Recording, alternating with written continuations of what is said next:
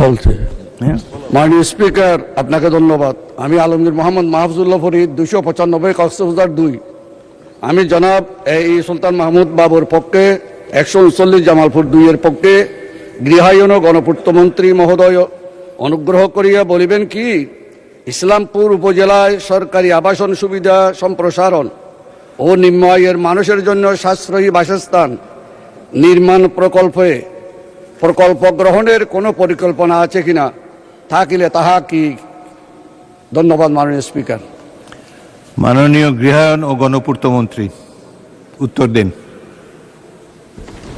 বিসমিল্লাহির রহমানির রহিম। মাননীয় স্পিকার, আপনাকে ধন্যবাদ আমাকে কথা বলার সুযোগ করার জন্য। আপনার মাধ্যমে আমি আমার কুমিল্লা 8 বরুড়ার জনগণকে ধন্যবাদ জানাতে চাই, তাদের এবং কৃতজ্ঞতা জানাতে চাই যে আমাকে এই সংসদে আসার সুযোগ করে দেওয়ার জন্য। মাননীয় স্পিকার,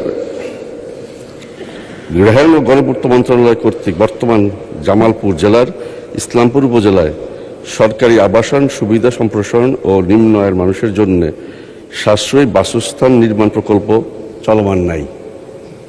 তবে স্থানীয় জনগণের চাহিদা, মাননীয় সংসদ সদস্যের অভিপ্রায় এবং সম্ভাব্যতা সমীক্ষা, ফিজিবিলিটি স্টাডি, মার্কেট স্টাডিতে উপযোগী প্রতিমান হলে এবং নিষ্কণ্টক জমি প্রাপ্তির নিশ্চয়তা সাপেক্ষে সরকারি আবাসন সুবিধা সম্প্রসারণ ও নিম্ন আয়ের মানুষের জন্য সরকারি অর্থায়নে নতুন আবাসিক প্রকল্প গ্রহণ করা যেতে পারে। ধন্যবাদ মাননীয় মন্ত্রী। মাননীয় প্রশ্ন উত্থাপনকারী সদস্য, আপনি একটি প্রশ্ন করতে পারেন। মাননীয় স্পিকার, 26-এর গণ অভ্যুত্থানের পর আজকের যে মহান সংসদ, আপনি যে স্পিকার নির্বাচিত হন সেজন্য আপনাকে ধন্যবাদ জানাচ্ছি। আমি আমার প্রশ্নোত্তর সুলতান মাহমুদ বাবুর প্রশ্নের পক্ষে আমি প্রশ্ন করেছিলাম। আমি সম্পূর্ণ প্রশ্ন করতে চাই আমি মাননীয় মন্ত্রী মহোদয়কে, যে আমাদের কক্সবাজার জেলা, আপনি জানেন পর্যটন নগরী কক্সবাজার জেলা, এবং আমি মহেশখালী কুতুবদিয়ার এমপি। মহেশখালী গভীর সমুদ্র বন্দর নির্মিত হচ্ছে ইনশাআল্লাহ। আমি প্রশ্ন করতে চাই মাননীয় মন্ত্রী মহোদয়কে, আমাদের এই কক্সবাজার জেলার আবাসন প্রকল্প বৃদ্ধি করার জন্য এবং নিম্ন আয়ের মানুষ যারা আছে বস্তিতে বসবাস করে তাদের জন্য আবাসন প্রক্রিয়া সম্পন্ন করবেন কিনা, পরিকল্পনা আছে কিনা, থাকলে কীভাবে করবেন সেটা একটু দয়া করে বলবেন। ধন্যবাদ।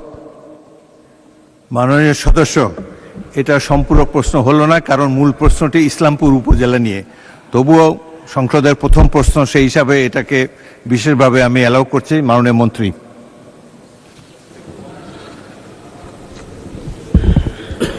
আমাদের কক্সবাজারে অলরেডি কক্স ডেভেলপমেন্ট অথরিটি প্রতিষ্ঠিত হয়েছে এবং তারা যে বিধিমালা প্রণয়ন করতেছেন তার বিধি অনুযায়ী আমরা চেষ্টা করবো না আপনি যদি নিম্ন আয়ের জন্য কিছু করার জন্য। ধন্যবাদ।